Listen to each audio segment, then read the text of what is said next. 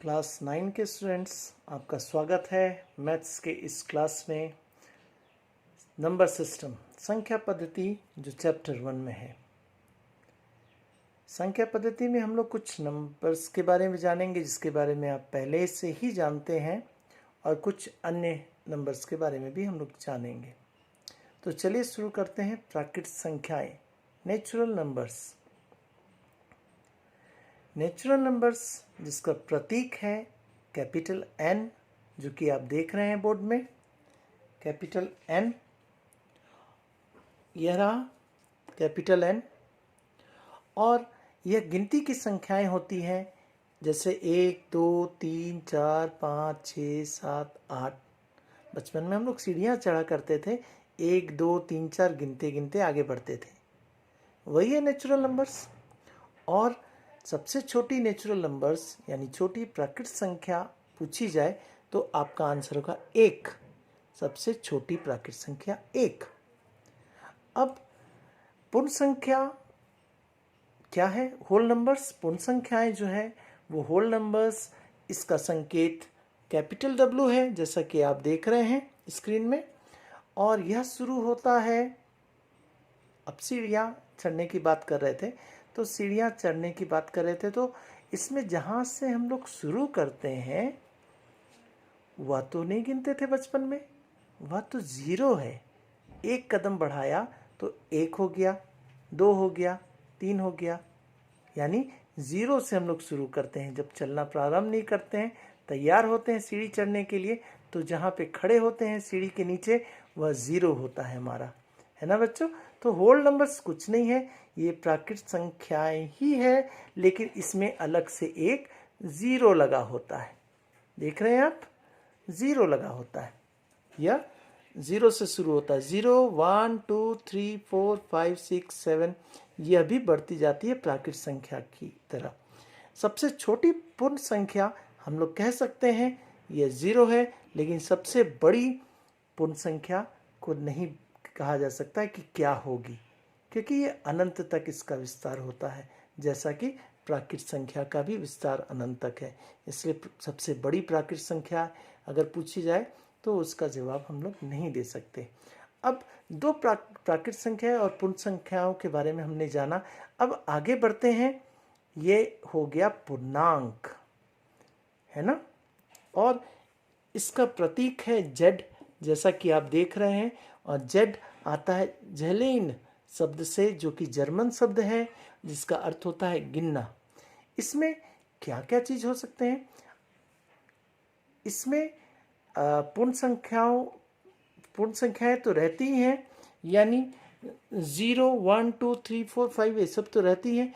साथ में ऋणात्मक संख्याएं भी रहती है, -1 -2 -3 -4 इत्यादि रहते हैं, है ना।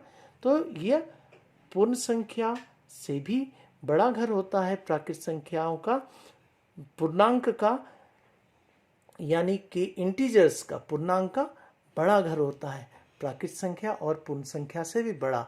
इसमें सारे प्राकृतिक संख्याएं आती हैं, 1 2 3 4। शून्य भी आता है, यानी पूरा पूर्ण संख्या आ गया। और साथ में अलग से आता है -1 -2, ऋणात्मक संख्याएं भी आती हैं।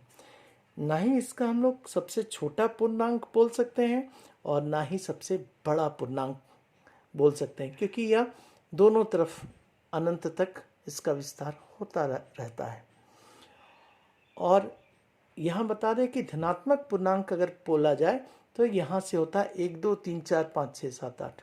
और ऋणात्मक पूर्णांक कहा जाए तो -1 -2 -3 -4 से कहा जाता है। लेकिन 0 क्या हुआ? धनात्मक पूर्णांक हुआ या ऋणात्मक?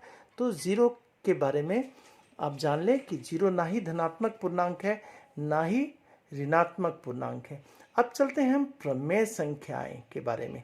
प्रमेय संख्याओं का घर यानी रैशनल नंबर जिसको कहा जाता है, और जिसका प्रतीक होता है Q। और ये Q कहाँ से आया है? कोसेंट से आता है।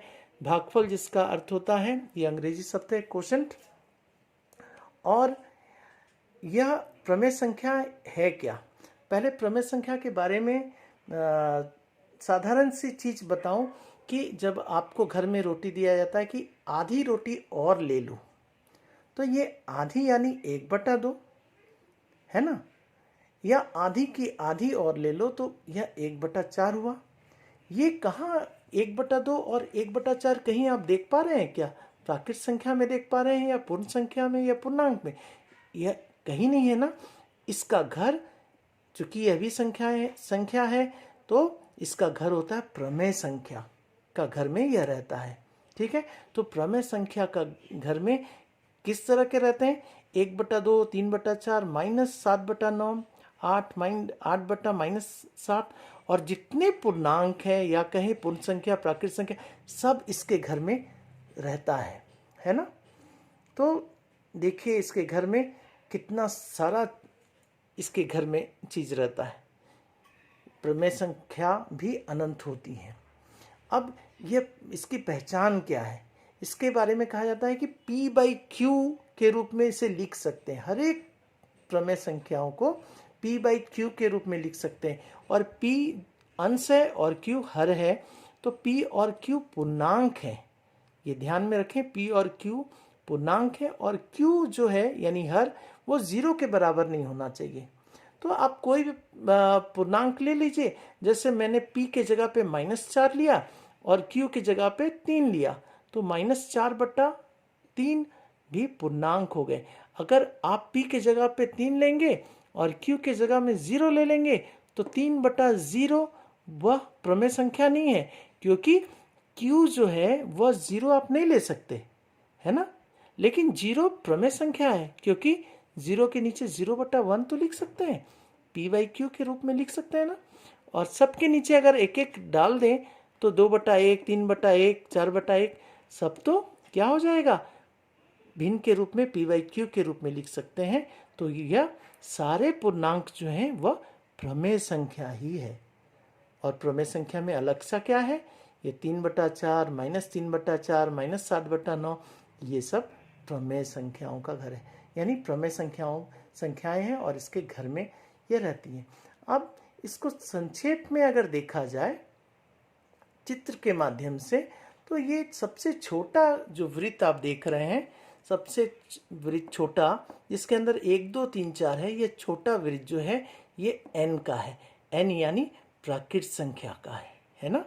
और उससे बड़ा वाला वृत्त में आप देखिए केवल 1 0 मैंने लगाया है, और इस बड़े वाले वृत्त में ये प्राकृत संख्या का वृत्त भी है ना। यानी यह जो सेकंड वाला बड़ा है वह होल नंबर से यानी पूर्ण संख्याओं का घर है ये। और उसके बाद वाला जो है जिसमें मैंने लिखा है -1, -2, -3 ये सब लिखा है, ये पूर्णांक का वृत्त है। यह वृत्त जो है इसके अंदर आपका W भी आ गया, पूर्ण संख्या भी आ गई और प्राकृत संख्या भी आ गई। तो यह 1, 2, तीसरा वाला वृत्त जो है ये Z का है यानी पूर्णांक का घर है। और ये जो बड़ा वाला वृत्त है ये प्रमेय संख्या का वृत्त है, जिसको Q द्वारा सूचित करते हैं। और ये Q के अंदर, इस प्रमेय संख्याओं के अंदर, ये प्रमेय संख्या के वृत्त के अंदर देखिए आप, ऋणात्मक पूर्णांक भी है, बाकी धनात्मक पूर्णांक भी है, 0 भी है, और सारे भिन्न भी हैं, 1/2, 3/4, -3/4, 4/-3, सारे कुछ रहते हैं। यानी प्रमेय संख्याओं का घर बहुत बड़ा होता है। अब चलते हैं बच्चों, दो दिए हुए प्रमेय संख्याओं के मध्य प्रमेय संख्याएं ज्ञात करना। आप बाद में जानेंगे कि जितनी भी छोटी प्रमेय संख्याएं हैं उनके बीच बहुत सारी प्रमेय संख्याएं होती है, अनंत, है ना। दो संख्याओं के मध्य बहुत सारी प्रमेय संख्याएं होती है।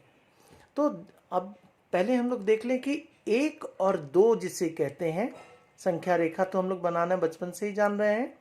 तो यहाँ देखिए एक संख्या रेखा हमने बना दिया है, यहाँ पे 0, 1, 2 है ना, यहाँ पे लिख दिया है। और ये बराबर बराबर दूरी रहती है, 0 से 1 के बीच जितनी दूरी उतना 1 से 2 के बीच में हमने दे दिया है। तो 1 और 2 के बीच 5 प्रमेय संख्याओं को ज्ञात करना है। तो पहली विधि को देख लें, 1 और 2 के बीच प्रमेय संख्याओं को किस तरह से ज्ञात किया जा सकता है। पहली विधि से 1 और 2 को आप जोड़ लेंगे और 2 से भाग दे देंगे, यानी 3/2 हो गया। यानी 1/1/2 हो गया, है ना। तो यह 1 के बाद आधा, तो 1 के बाद आधा तो यहाँ पड़ेगा ना, 3/2 हो गया यह। तो 1/2 के बीच में एक प्रमेय संख्या हमने 3/2 खोज लिया। अब ये 3/2 और 1 के मध्य है ना, तो 3/2 और 1 के मध्य कौन सी प्रमेय संख्या होंगी, तो इन दोनों को जोड़ देंगे और 2 से भाग दे देंगे, देख रहे हैं आप। तो जोड़ने के बाद 5/4 आया, यानी 1/1/4 आया। तो यह 5/4 कहाँ आएगा, इसके मध्य आएगा, यानी 1 और 3/2 के मध्य में 5/4 आ गया। तो दो प्रमेय संख्याएं हो गई 1 और 2 के बीच में, एक 3/2 हो गया, एक 5/4 आ गया। अब 3/2 और 2 के बीच में प्रमेय संख्याओं को ढूंढने के लिए हम क्या करेंगे, 3/2 और 2 को जोड़ देंगे और 2 से भाग दे देंगे, तो हमारा 7/4 आया, यानी 1/3/4 आया। ठीक है, तो 1/3/4 यानी 7/4 ये आ गया, है ना। फिर ये 3 मिल गए हमें। अब उसी तरह से 5/4 देख रहे हैं और 1 के बीच में इन दोनों को जोड़ दिया तो और 2 से भाग दे दिया तो 9/8 आ गया।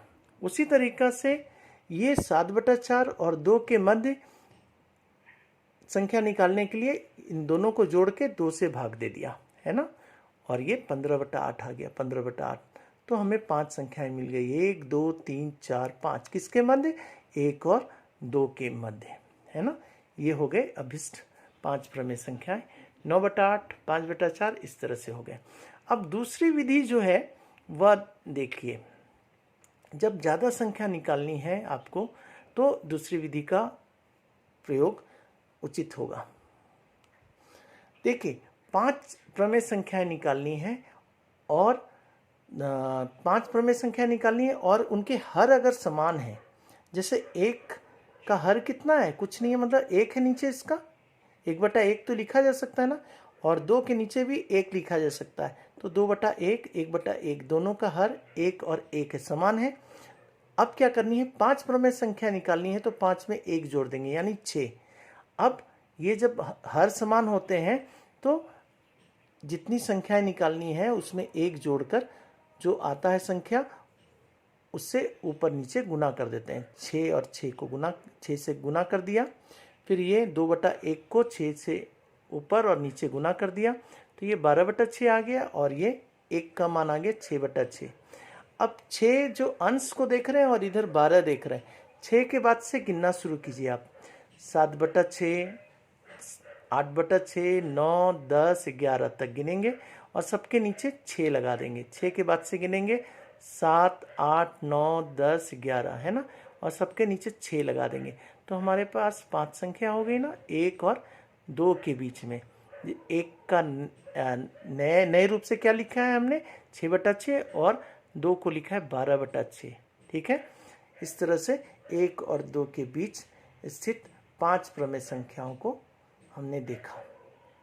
अब इसको संख्या रेखा पर कैसे अंकित करेंगे, वैसे ही वास्तविक संख्या रेखा ले लेंगे, यह 0 हो गया, यह 1 हो गया, यह 2 हो गया, और 0 के बाएं तरफ -1, -2 हो गया, और इन संख्याओं इन पूर्णांकों का नाम दे दिया, O दे दिया 0 के लिए, 1 दे दिया A के लिए, 2 दे दिया B के लिए, C दिया -1 के लिए, और -2 के लिए D दिया।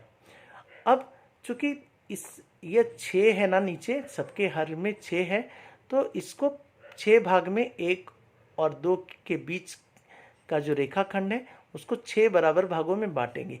6 भाग बांटने के लिए 5 लकीरें खींचते हैं हम लोग, 1 2 3 4 5, देख रहे हैं ना, PQRST बराबर बराबर दूरी में खींच लिया।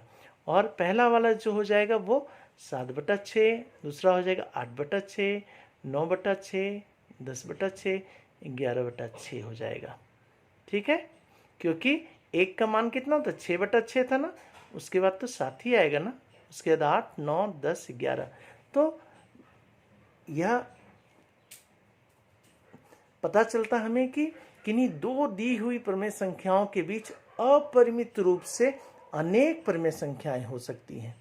ठीक है बच्चों, तो यह प्रमेय संख्याओं के बारे में हमने कुछ जाना। अब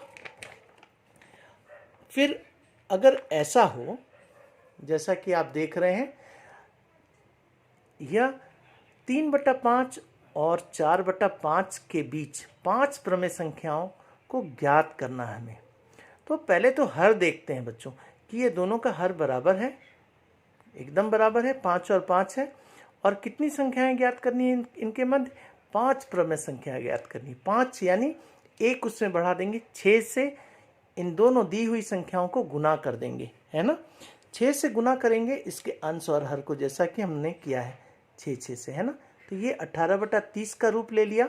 3/5 के समतुल्य जो प्रमेय संख्या आई वो 18/30 और 4/5 के समतुल्य आई 24/30। तो अब इस प्रमेय संख्याएं कितनी हो जाएगी? 18 के बाद से आप गिनना शुरू कीजिए। 19, 20, 21, 22, 23, 24 तक गिनना है ना, तो 23 तक हो गया।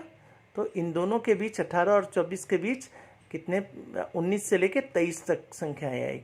और सबके नीचे तो 30 को डालना नहीं भूलेंगे। 19/30, 20/30, 21/30, 22/30, 23/30। तो ये 5 संख्याएं मिल गई हमें। अब देखेंगे हम लोग जिनके हर समान ना हो तब कैसे प्रमेय संख्याएं निकालेंगे। तो ये दूसरा उदाहरण देखें। 3/8 और 2/5 के बीच 4 प्रमेय संख्याएं ज्ञात करनी है। तो दी गई संख्याओं का हर 8 और 5 है जो कि समान नहीं है। तो समान करने के लिए क्या करते हैं?